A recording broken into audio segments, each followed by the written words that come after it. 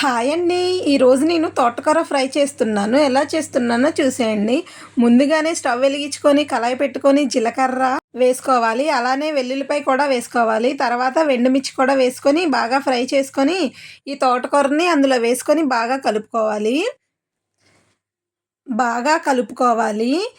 బాగా కలుపుకున్న తర్వాత కొంచెం సాల్ట్ వేసుకోవాలి. అలానే పసుపు కూడా వేసుకొని బాగా కలుపుకోవాలి.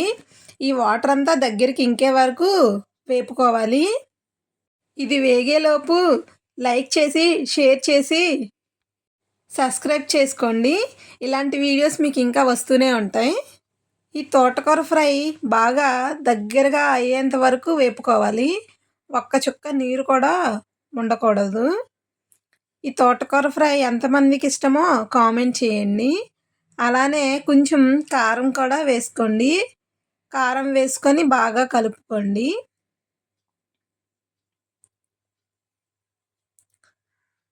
ఒక్క చుక్క నీరు లేకన్నా దగ్గరగా ఆయిల్ అంతా పైకొచ్చే వరకు వేపుకోవాలి.